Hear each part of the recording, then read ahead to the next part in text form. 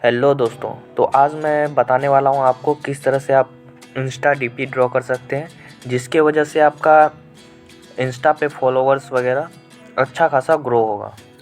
किस तरीके से आप रैंडम पीपल के डीपी को ड्रॉ करके अपना आईडी ग्रो कर सकते हैं, और मैं इसमें आसान तरीका बताने वाला हूँ जिसके वजह से आप एक कम टाइम में अच्छा डीपी ड्रॉ कर सकें। सबसे पहले आपको एक डीपी सेलेक्ट करना है। डीपी को आप इंस्टेंडर में खोलेंगे तो आपको एक रेक्टेंगुलर शेप डीपी मिलेगा। अगर आप नॉर्मल इंस्टा में खोलते हैं तो आपको सर्कुलर शेप डीपी मिलेगा।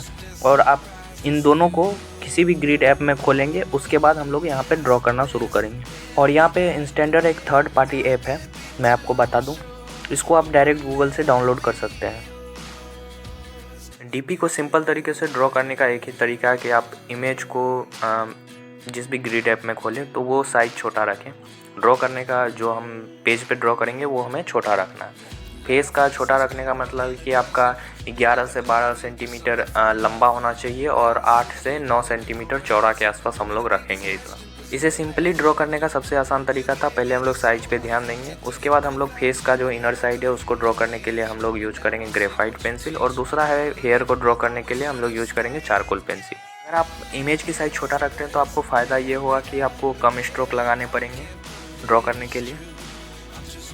मुझे लगा था ग्रिड ड्रॉ करने में 1 घंटा के आसपास और शेडिंग करने में 1 घंटा के आसपास, तो 2 घंटा में हमारा ये आर्ट वर्क कंप्लीट हो चुका था।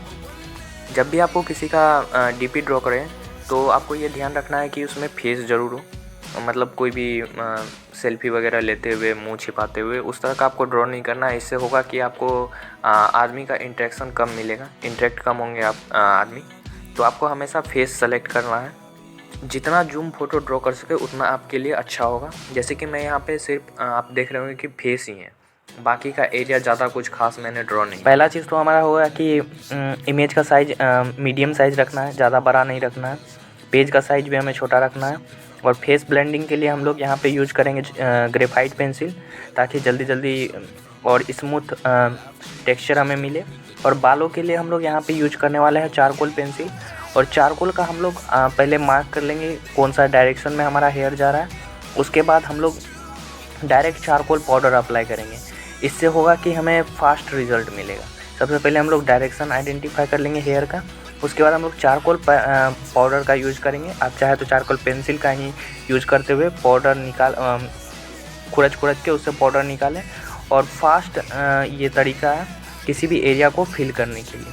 उसके बाद हम लोग एक कोई भी इरेजर लेंगे। उसके बाद जो हम लोगों ने डायरेक्शन आइडेंटिफाई किया हुआ था हेयर का, उस डायरेक्शन में हम लोग हल्का हल्का इरेज करेंगे, ताकि हमें हेयर का कुछ हाइलाइट्स हमें मिल सके। ये सबसे आसान और बेहतरीन तरीका है जिसके मदद से आप फास्ट और रियलिस्टिक हेयर ड्रॉ कर सकते हैं। फेस के लिए कभी भी आप चारकोल पेंसिल का यूज़ ना करें। इससे होगा ये कि अगर फेस के लिए आप चारकोल पेंसिल यूज़ करेंगे तो आपको ब्लेंड करने में टाइम लगेगा, अगर आप बिगिनर हैं तो। इससे होगा कि आपको जैसे कहीं कहीं पे रफ़ टेक्सचर मिलेगा, ज़्यादा स्मूथ टेक्सचर नहीं मिलेगा। ग्रेफाइट पेंसिल का यूज करें, जल्द इससे आपको स्मूथ टेक्सचर मिलेगा। और बालों के लिए हमेशा यूज करें आप चारकोल पेंसिल। एक बार में ही पूरा बालों पर चारकोल पेंसिल का पाउडर अप्लाई करें, उसके बाद इरेज करके आप अपने हेयर के हाईलाइट को उभार लें। और रियलिस्टिक फेस ड्रॉ करने का सबसे आसान तरीका है ये। और आपको हाईलाइट का भी ध्यान रखना है। इसमें हाईलाइट एक इम्पोर्टेंट चीज़ होता है जो जिसकी वजह से हमारा एक नॉर्मल सा फेस भी रियलिस्टिक दिखता है। तो हाईलाइट के लिए हम लोग यहाँ पे आधे घंटे से इरेज नहीं करने वाले हैं। हम लोग हाईलाइट के लिए यहाँ पे यूज करेंगे वाइट पेंट। डायरेक्ट हम लोग ब्रश लेंगे एक, उसके बाद डायरेक्ट वाइट पेंट अप्लाई कर देंगे। जहाँ पे हमें आँखों के जैसे आँखों के बीच में हाईलाइट है, वहाँ पे हम लोग वाइट पेंट लगाएंगे। ये नहीं कि थोड़ा सा एरिया छोड़ दिए हैं उसके बाद चारों बगल उसके घस रहे हैं, ऐसा नहीं करना है।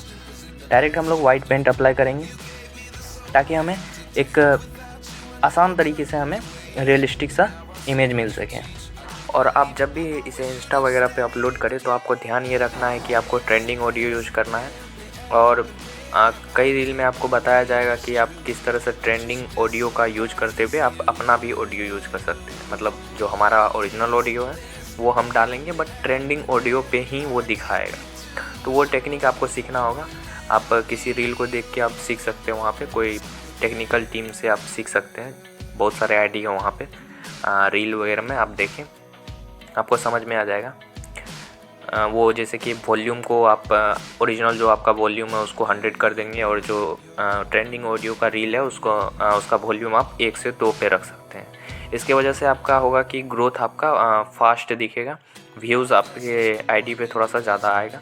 अगर आप इस तरह से अपने आईडी पे किसी का डीपी वगैरह ड्रॉ करेंगे तो आपको कुछ दिन में ही आपको इफेक्ट दिखना शुरू हो जाएगा कि आपके फॉलोवर बढ़ रहे हैं, रीच बढ़ रहे हैं, आपके व्यूज़ बढ़ रहे हैं। ये सब चीज़ आपको देखने को मिलेगा। जैसे कि मैं यहाँ पे हाईलाइट के बारे में बताया था कि वाइट पेंट हमें अप्लाई करना है, तो सेम इसी तरह से हम लोग को वाइट पेंट अप्लाई करके हाईलाइट क्रिएट करना है। और जहाँ पे लगे कि हम लोगों ने ज़्यादा हाईलाइट क्रिएट कर दिया, उसे हम लोग HB पेंसिल के साथ हल्का हल्का ब्लेंड कर देंगे। तो फिलहाल ये हमारा स्केच कंप्लीट हो चुका है। तो मैं आशा करता हूँ कि आपको ये अच्छा लगा होगा। तो अगर आपको हल्की सी भी ये हेल्पफुल लगी हो तो प्लीज़ मुझे सब्सक्राइब करें, लाइक करें, कमेंट करें, ताकि अगले वीडियोज़ के लिए मुझे मोटिवेशन मिल सके और मैं ज़्यादा हार्ड वर्क करूँ आपके लिए।